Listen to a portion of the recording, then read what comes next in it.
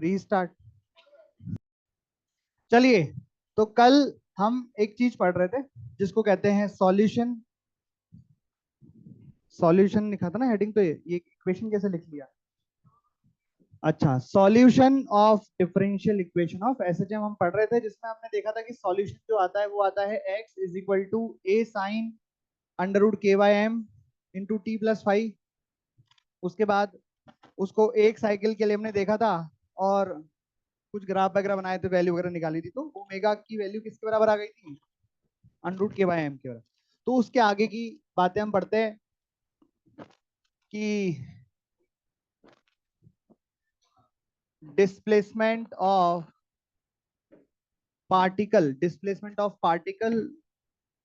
From equilibrium position. अपनी equation क्या आ गई है, अपनी इक्वेशन आ गई है x बराबर a sine omega T plus phi not.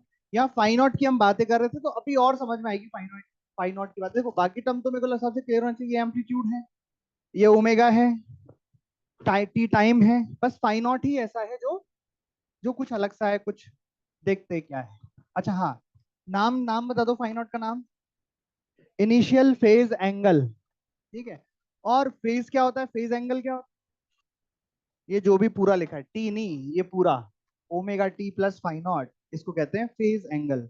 क्या कहते हैं इसको, phase angle.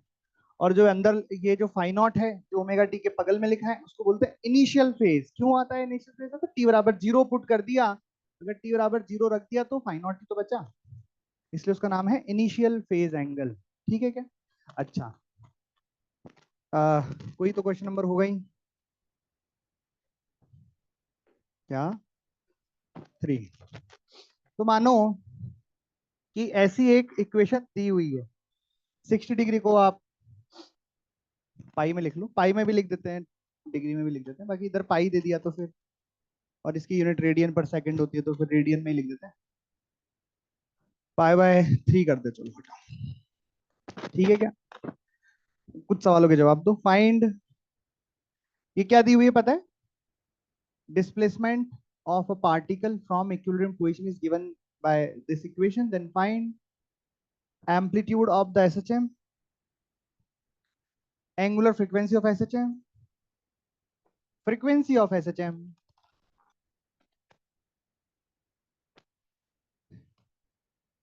displacement of particle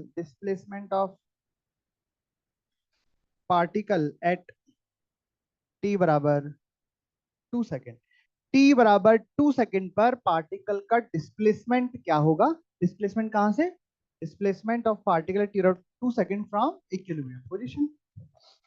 लिख दो बोले इसे, फ्रॉम इक्विलिब्रियम, फ्रॉम इक्विलिब्रियम। तो ये एक इक्वेशन दी है, उसमें ये सब आपको बताने हैं, तो कैसे बताएंगे।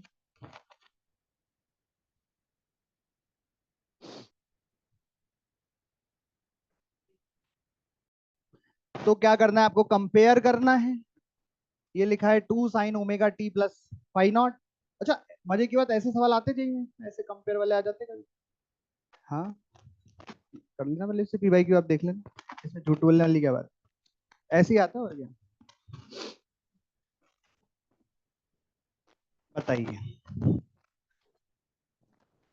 क्या लिखूं, ए ओमेगा क्या लिखूं, पाई, ये टी के बगल में पाई है ना। एफ क्या लिखूं, फ्रीक्वेंसी बराबर, याद सोचो, कुछ फॉर्मूला लिखा है कि आपका ओमेगा बराबर 2 पाई एफ, तो एफ बराबर ओमेगा अपॉन 2 पाई।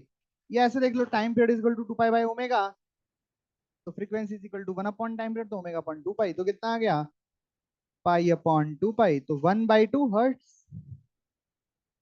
और ये आखिरी सवाल, ये कैसे करेंगे, बताइए कैसे करेंगे, क्या पूछा है पहले समझिए। Displacement of particle eight t बराबर 2 सेकेंड फ्रॉम, मतलब बेसिकली इस फंक्शन में एक्स की वैल्यू पूछी है, टी बराबर क्या रखते हुए, 2 रखते हुए, टी बराबर 2 पर, टी बराबर 2 पर एक्स की वैल्यू क्या होगी, बस ये बताना। इसका मतलब यही हुआ, एक इक्वेशन दी है ना आपको, ये इक्वेशन क्या बता रही है कि एक पार्टिकल इस इक्वेशन के हिसाब से नाच रहा है, चल रहा है, मोशन कर रहा है। कैसे, यूं नहीं, ये मोशन नहीं कर रहा है, ये तो ग्राफ है एक्स वर्सेस टी का, वो तो आगे पीछे, आगे अगर बोल रखा है कि हॉरिजॉन्टल डायरेक्शन में, और अगर हो सकता है कि वर्टिकल डायरेक्शन में कर रहा हो, ऊपर नीचे ऊपर नीचे। अरे ठीक है क्या?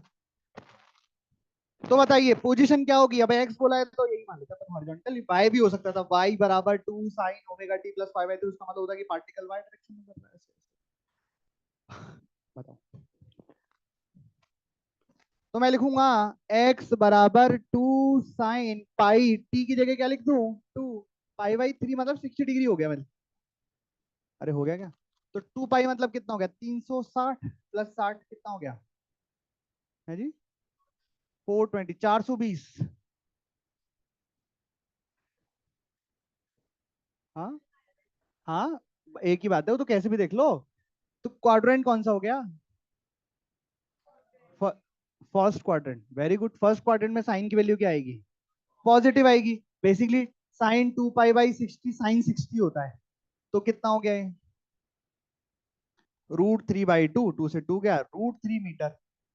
ये क्या आ गई? पार्टिकल का displacement from the mean position at t बराबर 2। कोई दिक्कत इसमें? मीन पोजीशन से पार्टिकल कितना दूर है? √3 मीटर दूर है। अच्छा, एक और सवाल करो। If x is equal to 2 sin ω t + 30 degree, या π/6 ले लो। फाइंड डिस्प्लेसमेंट एट t बराबर 0, या ऐसे बोल दो find initial initial displacement, initial position of the particle from equilibrium position. क्या पूछ सकते हैं? Find initial position of particle at, initial बोल दिया तो एट की जरूरत ही नहीं है, बस फ्रॉम लिख देता हूं, फ्रॉम इक्विलिब्रियम। ये सवाल लिख लीजिए, find initial position of particle from equilibrium. मतलब इनिशियली पार्टिकल कहां पे है इक्विलिब्रियम के रिस्पेक्ट में, पार्टिकल कितना दूर है। इनिशियल का मतलब क्या हो गया? टी बराबर 0। टी बराबर 0 पर पार्टिकल कहां है, ये पूछा गया। तो हम क्या करेंगे? x is equal to 2 sin, t की जगह डालेंगे 0 + 30, sin 30 1/2, तो x बराबर कितना आ गया? 1 आ गया। अब इन सवालों को थोड़ा देखते हैं, समझते हैं। इसमें तो मैंने t बराबर 2 पर पोजीशन पूछी, तो उसमें तो दोनों टर्म इन्वॉल्व हुई थी, ओमेगा टी वाली भी और जो भी इसका इनिशियल फेज था। लेकिन जब मैंने इनिशियल पूछा तो केवल कौन इन्वॉल्व हुआ? मतलब कौन डिसाइड कर रहा है इनिशियल पोजीशन? केवल फाई नॉट।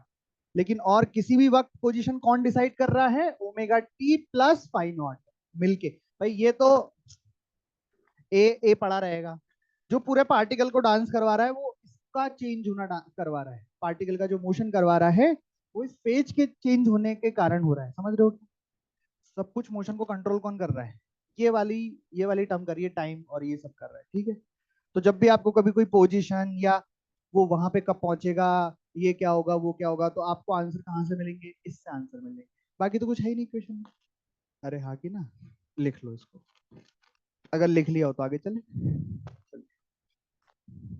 अभी हम सीखेंगे कि आपको मैं कुछ सिचुएशन दूंगा कि मान लीजिए टी बराबर 0 पर पार्टिकल एक्सट्रीम पे था, वहां से उसने मोशन स्टार्ट किया, या टी बराबर 0 पर इनिशियली पार्टिकल a/2 पे था और वहां से उसने मोशन स्टार्ट किया। तो आपको फाई नॉट निकालना होगा कि उसका इनिशियल फेज क्या होना चाहिए। ठीक है ना? तो ये मैंने क्या किया, ऑलरेडी इनिशियल फेज दिया, टी बराबर 0 पर पोजीशन पूछी, तो उल्टा तो कर ही सकता हूँ ना। मैं पहले पोजीशन दूंगा कि टी बराबर 0 पर पार्टिकल की पोजीशन ये है, तो बताओ फाई नॉट क्या होगा, और जो भी रिक्वायर्ड इन्फॉर्मेशन होगी मैं दे दूंगा। तो अपन करेंगे उसको सॉल्व। उससे पहले हम, तुम्हें पता तो है ना हम क्या पढ़ रहे हैं? क्या पढ़ रहे हैं? एसएचएम में काइनेमेटिक्स पढ़ रहे हैं, पहले एसएचएम की। इस काइनेमेटिक्स का मतलब है हम इसमें ये सीखेंगे अलग अलग टाइम पर पार्टिकल की क्या पोजीशन होगी, कब वेलोसिटी क्या होगी, कब एक्सेलरेशन क्या होगा, एक जगह से दूसरी जगह तक पहुंचने में कितना टाइम लगेगा, ये सब बातें। ठीक है ना? ये तो पता नहीं पढ़ रहे अपन। ठीक है, तो अब आती हैं इक्वेशंस ऑफ एसएचएम। तो किसी भी मोशन की इक्वेशंस क्या होती है बताइए? किसी भी मोशंस की इक्वेशंस क्या होती है, जैसे आपने काइनेमेटिक्स में पढ़ी थी इक्वेशन ऑफ मोशन, वो क्या थी? v बराबर u प्लस टी, बेसिकली क्या थी? वेलोसिटी का टाइम के साथ रिलेशन। s बराबर ut plus half T square क्या थी? डिस्प्लेसमेंट का टाइम के साथ रिलेशन। v स्क्वायर बराबर u स्क्वायर प्लस 2x क्या थी? वेलोसिटी का x के साथ रिलेशन। ये रिलेशंस ही तो इक्वेशंस होती हैं। तो यहाँ पे भी हमको बहुत सारे रिलेशन पता है। एक तो हमने निकाला ही इतनी मेहनत करके, कल मैंने बोला था 56 नंबर पढ़ के आना, पढ़ के आएगा कोई? देख के आया इसका डेरिवेशन कैसे होगा? नो, नहीं। Very good. उसके बाद अभी हम सीखेंगे velocity as a function of time, acceleration as a function of time, उसके बाद velocity as a function of x, acceleration as a function of x, और उसके बाद acceleration as a function of b. तो बन गए ना सारे, एक्स का टाइम के साथ, बी का टाइम के साथ, ये हो गए। टोटल 6 इक्वेशन हम निकालने वाले हैं। तो कैसे निकालेंगे, ध्यान से देखते जाओ और फिर एक साथ लिख लेना, कुछ भी नहीं है, समझ लो पहले। तो एक इक्वेशन तो हमने बहुत मेहनत करके निकाल ली थी। अरे की थी ना कल मेहनत। एक्स बराबर A sine omega T plus five. थोड़ी थोड़ी गणित पूछते चलता हूं। ये आपको पता है ना कि अगर कोई साइन या कॉस का फंक्शन होता है तो उसकी मैक्सिमम वैल्यू उसका कोफिशिएंट होती है। बोले ये क्या बोल दिया? इसके ग्राफ में तो मैक्सिमम कहाँ आएगा? ए माइनस ए तक चलेगा ना। अरे यार वाई बराबर साइन एक्स का ग्राफ बनाते हो तो वो plus one minus one maximum होता है ना। तो बेसिकली इसका कोफिशिएंट जो था वो मैक्सिमम होती है। मतलब अगर मैं पूछूं कि इसमें अगर आपको मैक्सिमम वैल्यू ऑफ ए चाहिए तो आप क्या लिखोगे? ए ही तो लिखोगे। मॉड लगा दिया, प्लस से माइनस से दोनों साइड आएगा, ऊपर भी आएगा और नीचे भी आएगा। आइए अब velocity as a function of time निकालें। कैसे निकालें, क्या करें बताओ? Displacement as a function of time पता है, velocity as a function of time निकालना है। क्या करते हैं ऐसा कि आ जाए? Differentiate with respect to time. तो डिस्प्लेसमेंट को डिफरेंशिएट कर दिया तो वेलोसिटी आ जाएगी। क्या आएगी वेलोसिटी? जरा इसको डिफरेंशिएट करना मन में।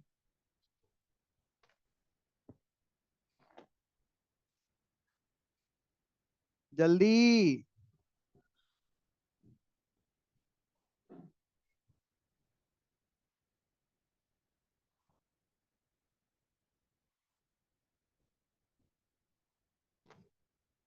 बट क्या बोल रहे हो तुम्हें? मंत्र ऐसा लग रहा है कोई जादू टोना कर रहे हो।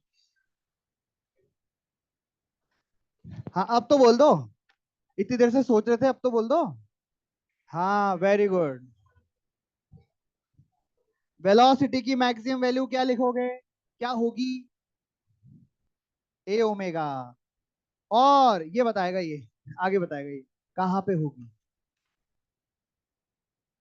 वेलोसिटी की मैक्सिमम वैल्यू एसएचएम में कहाँ पे होती है चाचा?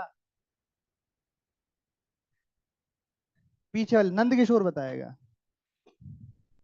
नंद किशोर तुम आए थे क्या पिछली क्लास में? हाँ तो बताओ फिर कहाँ थी वेलोसिटी मैक्सिमम? पीछे वाले बताएंगे। एट। अबे इतनी आगे बैठने का मतलब क्या हुआ? मेरा बोलो, इतनी आगे बैठने का मतलब क्या हुआ? थोड़ा पीछे ट्राई करो। क्या पता वहां से समझ तो पीछे वालों ने बताया। पढ़े क्यों नहीं कर जाके? अच्छा चलो फिर ठीक है, कोई बात नहीं। कौन सा टेस्ट? अपने टेस्ट की बात करो कि स्कूल टेस्ट की बात करो?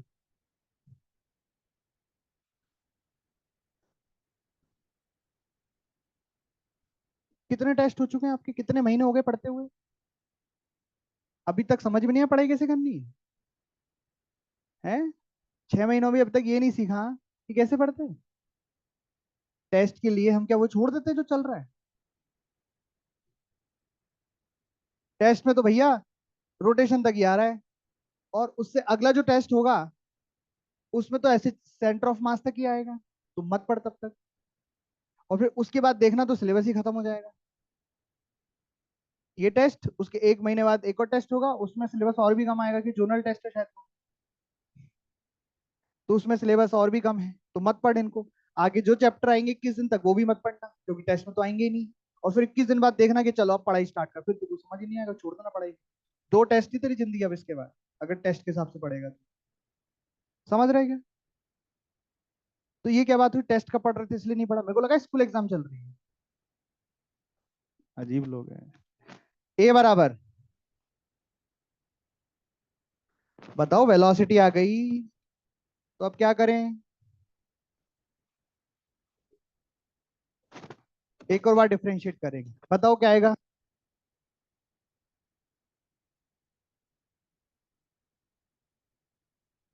बताइए। Minus omega square a sine omega T plus phi nought. और इस पूरे एसएचएम में मैक्सिमम एक्सेलरेशन कितना होगा? मतलब पार्टिकल जो एसएचएम कर रहा है उसका मैक्सिमम एक्सेलरेशन क्या होगा? अबे अभी भी तो बताया। ओमेगा स्क्वायर ए, ये इसकी मैक्सिमम वैल्यू होगी। और कहाँ पे होगी मैक्सिमम वैल्यू? बोले सर पूछने मत दो इसको, फिर चिल्लाएगा। पहले बोल दो। ऐसा क्या? ऐसा प्लानिंग की थी तो? फिर ठीक है। तो तीन निकल गई, x t v t a t. अब आगे चलते हैं। अब हम निकालेंगे equation of a as a function of x, मतलब acceleration as a function of x. बताओ क्या आएगी?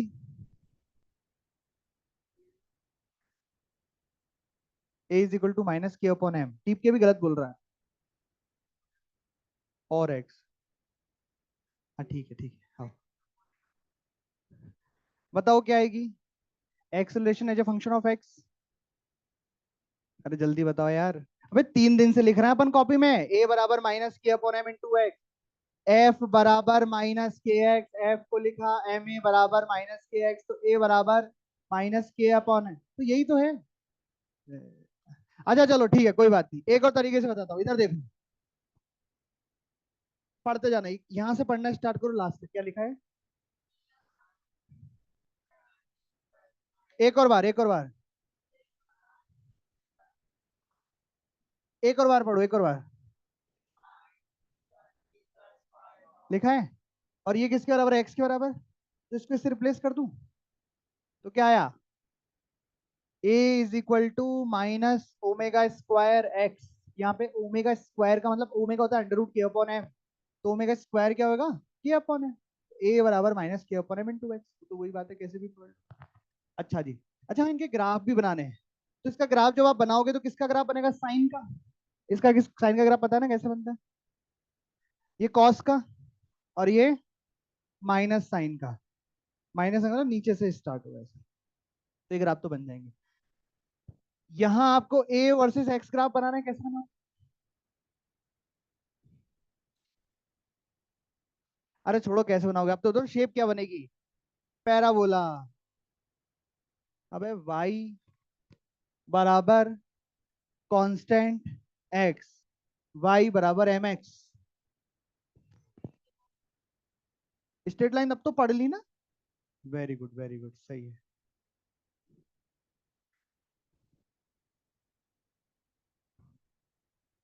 और अगर ये वाला एंगल में थीटा ले लूं तो टेन थीटा क्या हो जाएगा? तुम जो बोलो उससे पहले लिख देता हूँ, स्लोप, है ना? वेरी गुड, बहुत अच्छा बता। वेरी गुड, बढ़िया। भयंकर आईआईटी की तैयारी चल रही है। अब v का x फंक्शन बताना, मतलब velocity as a function of x। बताओ कैसे? मतलब यहां से v ये रहा, x ये रहा, परेशान कौन कर रहा है? t। t को गायब करना है और v x में रिलेशन, v एंड x में रिलेशन निकालना है। बताइए कैसे निकाले? ऐसा तो कई बार मैथ्स में किया होगा कि एक इक्वेशन में साइन है, एक इक्वेशन में कॉस है, दोनों में से साइन और कॉस को गायब करना है। तो सबसे बढ़िया तरीका क्या है? स्क्वायर करके जोड़ देना है। बस तब जब भी आपको ऐसे गायब करना हो साइन और कॉस को, तो स्क्वायर करके जोड़ दो। तो पहले इस इक्वेशन को ये लिख लो, ए को नीचे ले जाओ तो क्या लिखोगे? एक्स अपॉन ए बराबर sign omega T plus fine. और इसको क्या लिखोगे? ए ओमेगा को नीचे ले आओ, v cos omega T plus phi nought. अब दोनों इक्वेशन का स्क्वायर करो और एलएचएस को एलएचएस से और आरएचएस को आरएचएस से जोड़ दो। तो इधर क्या मिलेगा?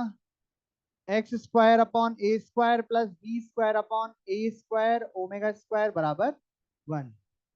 किसकी इक्वेशन है? इससे अगर हम v वर्सेस x बनाना चाहें, अगर हम बनाना चाहें v वर्सेस x, तो बताइए शेप क्या रहेगी? स्ट्रेट लाइन वाला पहले तो कौन है? स्ट्रेट लाइन वाला, वेरी गुड, सही। और कोई? अभी कल परसों लिखी थी इक्वेशन मैंने, जब केपलर्स लॉ पढ़ा था, x square upon a square plus b y square upon b square is equal to 1, ellipse बनेगा। पर एलिप्स भी कैसे तीन तरीके के बन सकते हैं, लेटा हुआ एलिप्स, खड़ा हुआ एलिप्स, वो डिपेंड करेगा। जैसे ये क्या बोलते हैं उसको, देखो एक्स के एक्स एक्सिस पे तो एक्स ही है, वाई एक्सिस पे बी है, तो ये वाई एक्सिस हो गया। तो एक्स के नीचे जो लिखा है वो तो एक्स एक्सिस की सेम मेजर एक्सिस हो जाएगी, सेम ही एक्सिस की लेंथ हो जाएगी, मतलब सेम ही लेंथ हो जाएगी एलिप्स की। और जो वाई के नीचे लिखा है वो वाई में एलिप्स की सेम ही लेंथ हो जाएगी, x square upon a square, तो ए होता है सही मेजर ना। तो इसमें तीन कंडीशन बनेंगी कि अगर मान लो ए स्क्वायर बड़ा है ए स्क्वायर ओमेगा स्क्वायर से, मतलब क्या आया, ओमेगा अगर लेस देन 1 है ना, मतलब एक्स पर जो लेंथ है वो बड़ी होगी एलिप्स की और वाई पे छोटी होगी, तो लेटा हुआ एलिप्स बनेगा ऐसा, जिसमें ये वाली लेंथ हो जाएगी कैपिटल ए और ये वाई में लेंथ हो जाएगी ए ओमेगा। अरे x square upon a square होता है तो ए लेंथ होती है, ठीक है। दूसरा दूसरा अगर ए स्क्वायर छोटा हो जाएगा ए स्क्वायर ओमेगा स्क्वायर से, मतलब ओमेगा ग्रेटर देन 1 हो जाएगा। अगर ओमेगा यानी एंगुलर फ्रीक्वेंसी ऑफ एसएचएम एक से बड़ी है तो तो वाई पर लेंथ ज्यादा होगी और ऐसे इलिप्स बन जाएगा, जिसमें ये वाली लेंथ तो कैपिटल ए और ये वाली लेंथ ए ओमेगा ही होगी, इलिप्स कैसा खड़ा हुआ बनेगा, ठीक है। और तीसरा, अगर ए स्क्वायर बराबर तो ओमेगा बराबर अगर 1 हो जाए तो क्या होगा, सर्कल बन जाएगा, मतलब एक्स पर और वाई पर इसकी लेंथ सेम आ जाएगी तो सर्कल बन जाए। कुछ समझ में आया?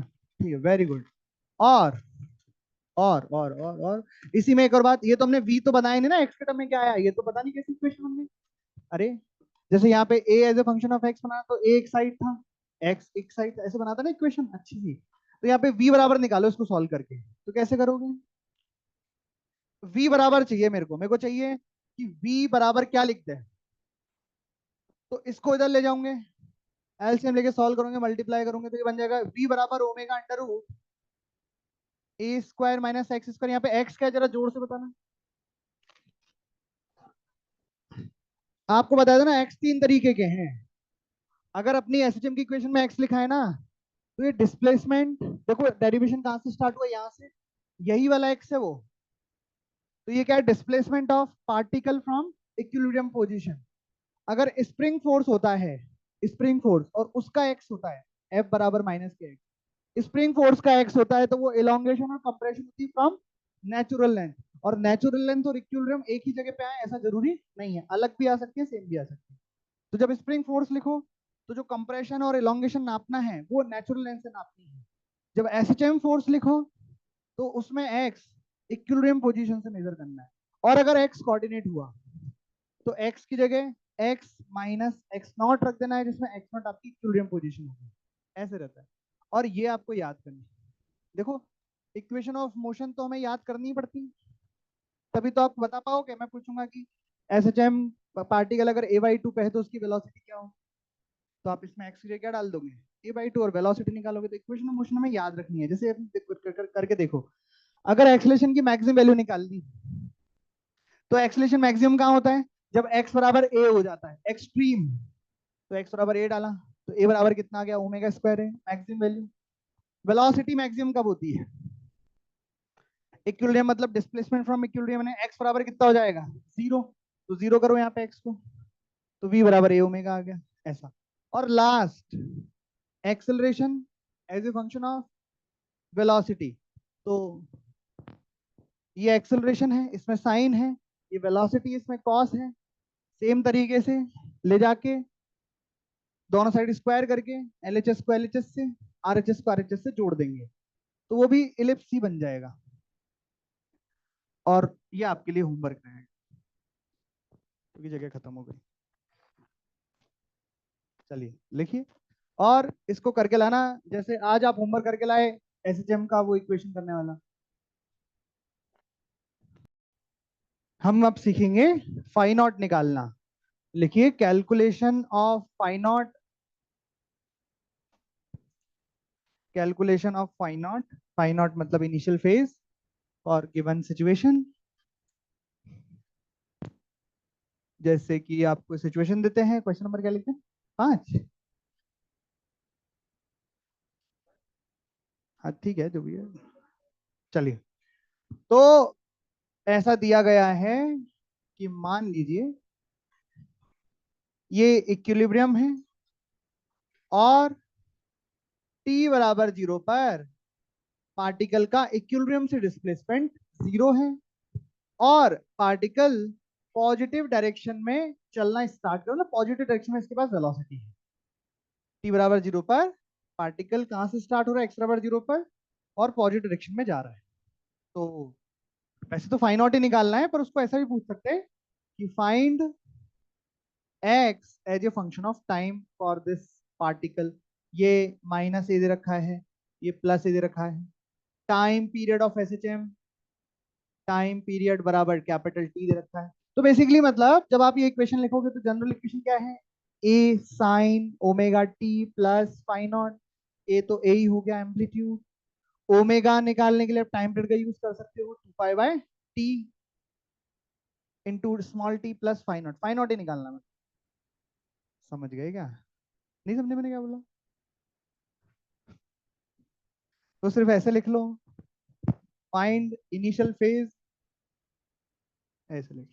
ठीक है, अब इधर ध्यान से सुनो, पहले देखो इस सवाल को क्योंकि उसके आगे के फिर आपको ही करने हैं। इनिशियल फेज कैसे निकालते हैं, इनिशियल फेज का मतलब है फाई नॉट कैसे निकालते हैं। तो हम सबसे पहले इसकी डिस्प्लेसमेंट की इक्वेशन लिखेंगे क्योंकि हमें उसके बारे में जानकारी है कि टी बराबर 0 पर एक्स बराबर 0 है। तो बेसिकली हमें एक इक्वेशन है उसमें से एक अननोन निकालना है फाई नॉट, तो हम वैल्यू डालेंगे ना इस इक्वेशन में। इक्वेशन में क्या क्या पता है हमको कि टी बराबर 0 पर एक्स बराबर 0 है। ये कहाँ से पता लगा, ये गिवन था।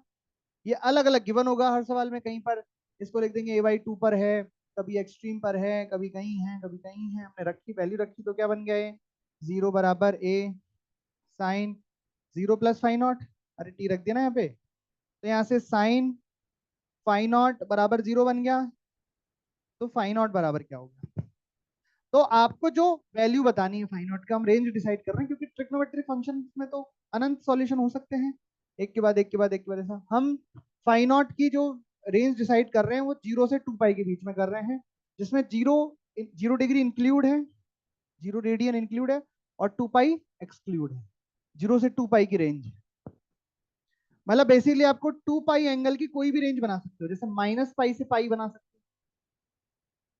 समझ रहे हो आप, 0 से 2 पाई तक के एंगल में सारी पोजीशंस कवर हो जाएंगी, कैसे होंगे मैं आपको बताऊंगा, लेकिन आपने 0 से 2 पाई तक की रेंज बना रखी है। अरे ठीक है क्या, आप साइन फाई नॉट बराबर 0 के क्या क्या आंसर लिख सकते हो बताइए।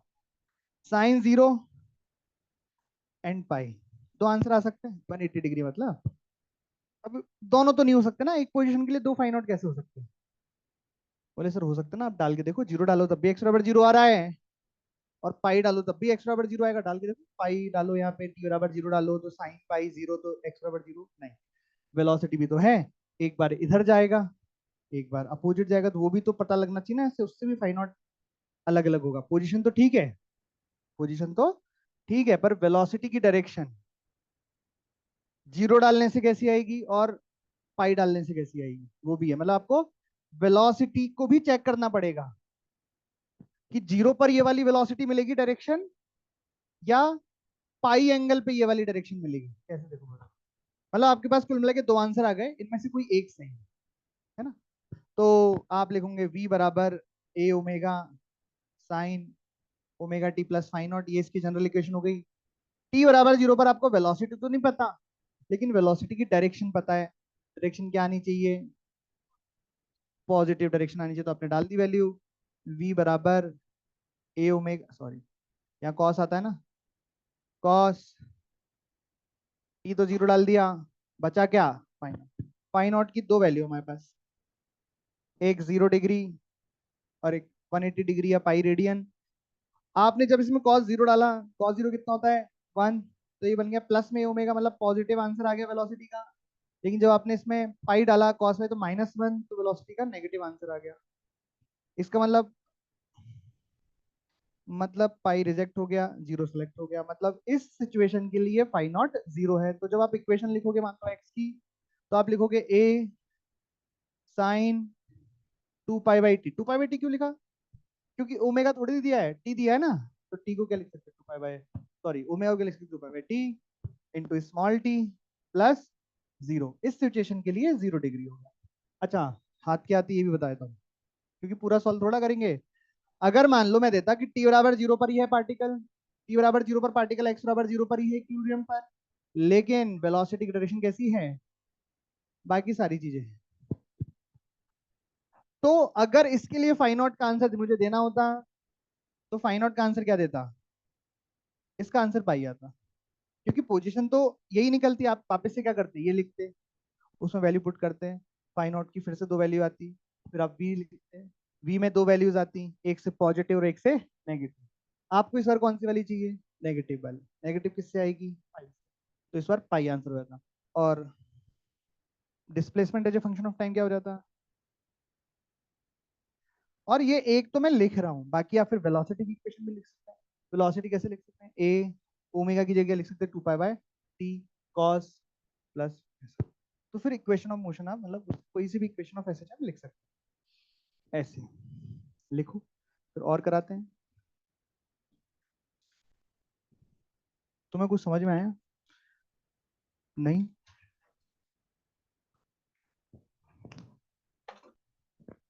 अगर आप ना एसएचएम में, मतलब सभी चैप्टरों के लिए है पर एसएचएम के लिए खास है, एक दिन पहले का नहीं पढ़ के होंगे ना, अगले दिन कोशिश भी मत करना पढ़ने की, सिंपल बात है। क्यों करो फालतू कोशिश, है ना। या तो पढ़ के आओ एक दिन पहले का, जो भी अब तक पढ़ा है सारा याद रहे, उसके बाद भी दिक्कत आएंगी समझने में, और आप सोचो कि टेस्ट में तो आ ही नहीं रहा है। तो इसलिए मैं बोल रहा हूँ जानकारी के लिए, इस टेस्ट में तो नहीं आ रहा है, इसके अगले टेस्ट में भी नहीं आएगा, इसके अगले टेस्ट में तो और पीछे का सिलेबस आएगा, शायद सेंट्रो मास तक ही आएगा। तो आराम से आप 1 डेढ़ महीने घर जा सकते हैं, या घर पे ही रह सकते हैं। क्यों? क्योंकि टेस्ट में तो आएगा ही नहीं ना, तो आगे पढ़ने की क्या ही जरूरत है। ठीक है भाई साहब, आगे पढ़ने की क्या ही जरूरत है, टेस्ट में तो अगले में भी नहीं आएगा, उसके बाद पढ़ना आराम से जब टेस्ट में आए।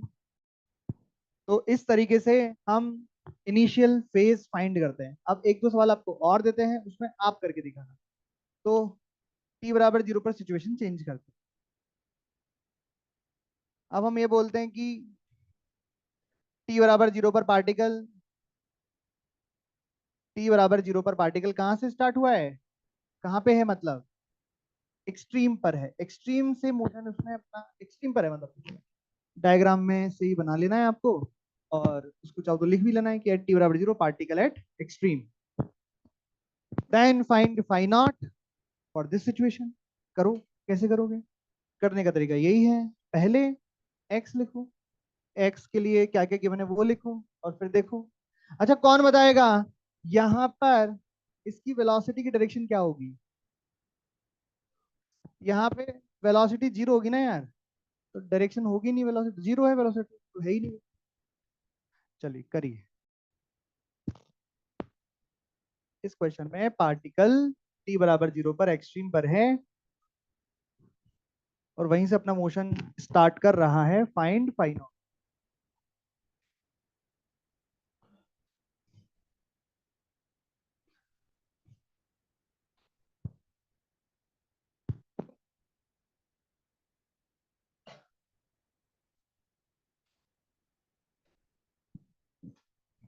कैसे करोगे? हाँ, हाँ एक ही वैल्यू आएगी उसमें, वेलोसिटी को चेक करने की जरूरत नहीं पड़ेगी।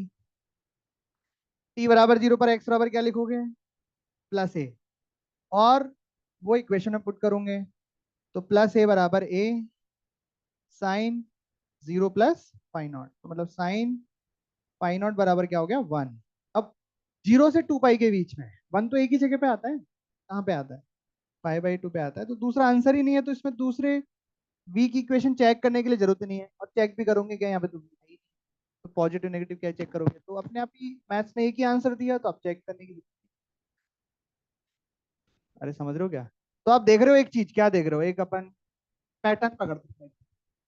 जरा इसको छापने से पहले इधर देख लो, पैटर्न पकड़ लो, क्या है पैटर्न, पैटर्न क्या है देखना, कि मान लीजिए इस लाइन पर एसएचएम हो रहा है, ये नेगेटिव एक्सट्रीम, ये पॉजिटिव एक्सट्रीम, ये इक्विलिब्रियम। अगर अगर अगर अगर टी बराबर 0 पर पार्टिकल यहाँ है, तो फाई नॉट कितना आता है, 0। टी बराबर 0 पर पार्टिकल यहाँ है, मतलब आप बोलोगे सर हर जगह टी बराबर 0 पे कैसे, ये अलग अलग केस है। एक केस में पार्टिकल यहाँ है, इधर जा रहा है, तो फाई नॉट कितना आया, 0। अगले केस में फाई नॉट, टी बराबर 0 पर पार्टिकल यहाँ है, तो फाई नॉट कितना आया। उससे अगले केस में अगर पार्टिकल यहाँ है लेकिन इधर जा रहा है, तो फाई नॉट कितना आया, पाई, मतलब पार्टिकल अगर यहाँ से स्टार्ट कर रहा है तो फाई नॉट कितना लिखोगे, पाई। अगर पार्टिकल सोचो, अब सोचो 0 पाई/2 पाई, अगर पार्टिकल टी बराबर 0 पर यहाँ से स्टार्ट करेगा मोशन, तो फाई नॉट क्या होगा, 3 पाई/2, पाई/2 बढ़ता जा रहा है ना। और और पार्टिकल यहां से स्टार्ट करेगा टी बराबर 0 पर, तो 0, मतलब 0 पे 2 पाई में वापस वहीं आ जाएगा वो। तो मैंने बोला ना आपको 0 से 2 पाई लेना है, 2 पाई एक्सक्लूड है, 0 इंक्लूड है, ऐसा। अरे समझ में आया, तो इसका मतलब अगर पार्टिकल यहां से कहीं से स्टार्ट कर रहा है और इधर जा रहा है, तो बताओ फाई नॉट क्या आना चाहिए, तो फाई नॉट 0 से पाई/2 के बीच में कुछ आना चाहिए। कुछ बात समझ में आई। अगर पार्टिकल यहां से स्टार्ट कर रहा है और इधर जा रहा है, तो पाई/2 से पाई के बीच में कुछ आना चाहिए। अगर पार्टिकल यहाँ से स्टार्ट कर रहा है और इधर जा रहा है, पाई से 3 पाई/2 के बीच में आना चाहिए, और पार्टिकल यहाँ से और इधर स्टार्ट कर रहा है, 3 पाई/2 से 2 पाई के बीच में आना चाहिए। अबे 2 पाई एक्सक्लूड है, 2 पाई के पहले के एंगल थोड़ी एक्सक्लूड है, मतलब अगर एंगल आया 359 डिग्री, 359 डिग्री, तो वो तो 359 ही लिखना पड़ेगा ना उसका फेस तो। 360 एक्सक्लूड है, वो 0 हो जाएगा, ठीक है क्या, तो ये लिख लीजिए। अरे लिख लिया, तो ये वाला कर लो, फिर हम आगे बढ़ेंगे। बस ये वाला कर लो, इसमें तुम ऐसा कर लो कि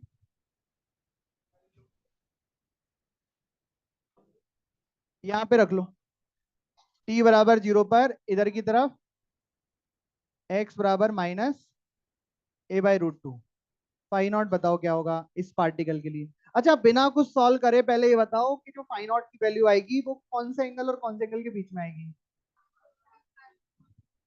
पाई और 2 के बीच में। तो उससे एक फायदा ये हो सकता है कि जब यहाँ पे दो वैल्यू मिलेंगे, तो आप बिना वेलोसिटी को चेक किए ही उसको रिजेक्ट कर सकते हैं, और चाहो तो वेलोसिटी को देख के फिर रिजेक्ट कर सकते हैं। वो तो गणित है, अब आप जैसे ठीक करना चाहो तो करो, देखो क्या आता है, फाई नॉट निकालो।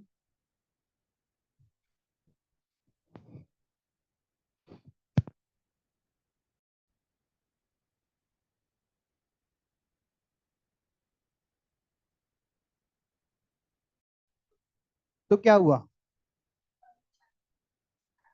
तो आप लिखोगे टी बराबर 0 पर एक्स कितना है, -a/√2, यहाँ लिखोगे -a/√2, तो यहाँ से आ जाएगा साइन फाई नॉट बराबर -a/√2, ये आ गया -a/√2। साइन की वैल्यू माइनस में कहाँ कहाँ पे होगी, third quadrant and fourth quadrant में।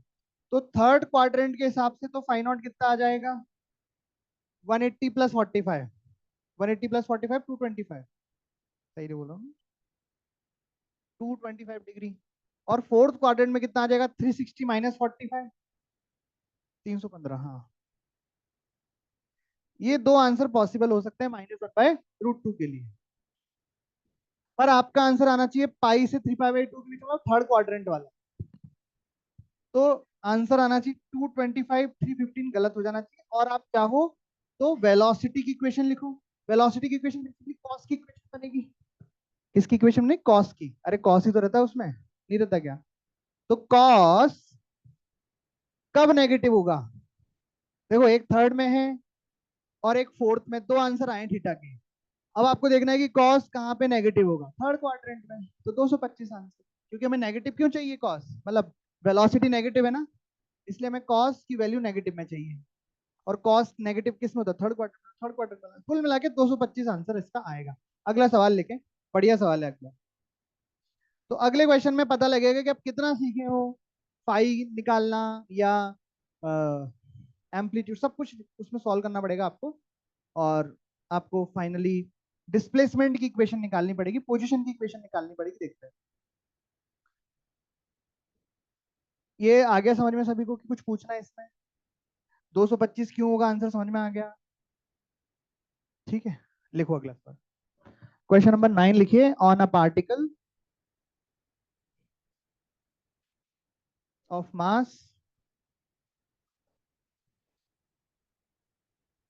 on a particle of mass 2 kg,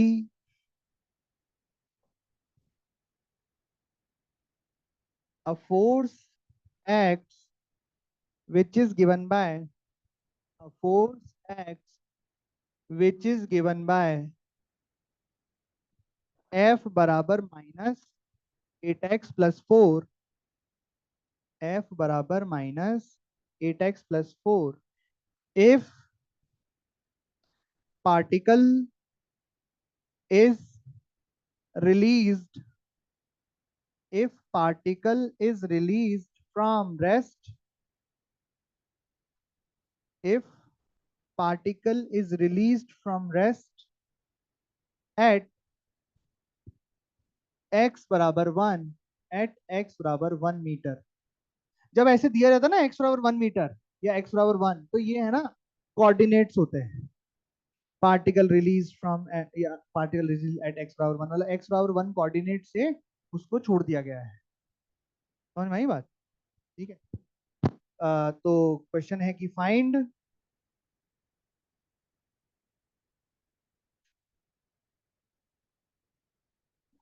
position of particle as a function of time. Position का मतलब क्या होता है पता है आपको? कोऑर्डिनेट बताने as a function of time कैसे बदल रहे होंगे। पोजीशन का मतलब होता है किसी भी पार्टिकल के coordinates with respect to origin, origin के रिस्पेक्ट में उसकी पोजीशन बतानी होती है, तो वो बेसिकली कोऑर्डिनेट ही होते हैं, है ना। तो आप जरा करो इसको और इक्वेशन बना के दिखाओ आप जरा, पोजीशन की ओरिजिन के रिस्पेक्ट, मतलब कोऑर्डिनेट की।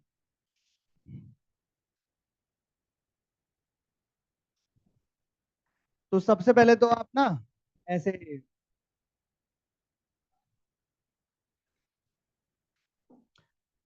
ये y एक्सिस और x एक्सिस बना लो और ये सोचो, देखो इसमें आपको एम्पलीट्यूड भी निकालना है, इसमें आपको ओमेगा भी निकालना है, इसमें आपको फाई नॉट भी निकालना है, सब कुछ निकालना है। ठीक है ना। एम्पलीट्यूड भी निकालना पड़ेगा, ए नहीं लिख देना, ए, ए भी कितना, वो सब चाहिए अपन को। ठीक है, देखते कौन सही आंसर बताते हैं इसका, उसके बाद ही छुट्टी करें। चलो आप सब इधर देखो, अपन करते हैं इसको, आप समझना और देखना आप कितना सही सोच रहे थे, और सही सोच रहे होंगे इधर देखो। तो हम एक एक चीज करते हैं। सबसे पहले फोर्स की इक्वेशन का से क्या क्या निकाल सकते हैं वो देखते हैं। तो इसको मैंने -8 बाहर निकाला, x-1/2 बना, सही है क्या? तो यहाँ से दो चीजें मिली, एक तो एसएचएम कांस्टेंट 8 मिल गया और इक्विलिब्रियम पोजीशन हाफ मिल गई। ठीक है क्या? अब आपसे बोला गया है कि एक x बराबर 1 से पार्टिकल को रिलीज किया है, पार्टिकल की वेलोसिटी 0 है वहां पे, मतलब जैसे साफ साफ लिखा है रिलीज फ्रॉम रेस्ट ऐसा करके लिखा है। तो पार्टिकल जब जो एसएचएम कर रहा था उसकी वेलोसिटी 0 कहाँ होती है? एक्सट्रीम पे होती है। अब आपको ये डिसाइड करना है कि एक्सट्रीम इधर है इक्विलिब्रियम के इधर है। तो साफ साफ समझ में आ रहा है कि इक्विलिब्रियम कहाँ पे 1/2 पे है। इक्विलिब्रियम अगर 1/2 पे है, अरे हाँ ना, तो एक्स बराबर 1 तो इधर आएगा ना। अरे हाँ बोल तो दो। यहाँ से पार्टिकल को रिलीज किया है, टी बराबर 0 पर पार्टिकल यहाँ पे है और ये क्या है? एक्सट्रीम है। तो दूसरी एक्सट्रीम इधर होनी चाहिए ना, एक तो उधर होती तो एक इक्विलिब्रियम के इधर होगी। तो आप बता सकते हैं कोऑर्डिनेट क्या आएगा दूसरी एक्सट्रीम का? बताओ। -1, 0 आएगा, क्योंकि एम्पलीट्यूड कितना आ गया, एम्पलीट्यूड ये होता है, तो एम्पलीट्यूड बेसिकली ये आ गया ना, एम्पलीट्यूड हाफ, तो हाफ इधर तो हाफ इधर, जितना उधर इक्वल उतना इधर, तो ये आपकी दूसरी पोजीशन आ गई एक्सट्रीम की। तो मतलब पार्टिकल एसएचएम कैसे कर रहा होगा, यहाँ से यहाँ, यहाँ से ऐसे कर रहा होगा। ठीक है, जैसे हमने ये पता लगाया कि पार्टिकल अपने पॉजिटिव एक्सट्रीम पर है, जैसे हमने पता लगाया पार्टिकल अपने पॉजिटिव एक्सट्रीम में, तो इनिशियल फेज अपने आप क्या मिल गया, π/2 मिल गया। अगर नेगेटिव एक्सट्रीम पे होता तो फेज क्या मिल जाता, 3π/2 मिल जाता। ये मिल गया, बहुत सारी चीज मिल गई। और ओमेगा भी निकाल लेते हैं, ओमेगा कितना होता है, √, k/m, के पता लग गया, m दे रखा है, m 2 दे रखा है शायद, 2 kg, तो ये 2 आ गया, ओमेगा भी आ गया। तो जनरल इक्वेशन क्या होती है, x बराबर a sin omega T plus phi nought. सारी चीजें आ गई क्या, लगभग सारी आ गई। पर ध्यान रखना, ये जो x रहता है ये डिस्प्लेसमेंट होता है, और आपसे डिस्प्लेसमेंट नहीं पूछा है, पोजीशन पूछी है, तो इस x के लिए क्या लिखना पड़ेगा, x minus x not. X not क्या होता है, इक्विलिब्रियम। a की जगह क्या लिखोगे, हाफ साइन ओमेगा की जगह 2t प्लस π/2, ये आंसर होएगा। ठीक है, तो x बराबर कितना आ गया, x बराबर हाफ चाहो तो कॉमन निकाल लो, sign 2t plus π/2 plus 1,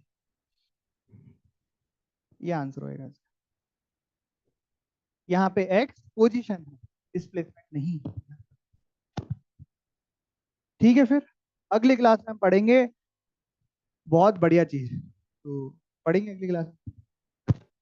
homework आज का बस इतना ही है कि कल की और आज की दोनों थ्योरी एसएचएम की रिवाइज करना।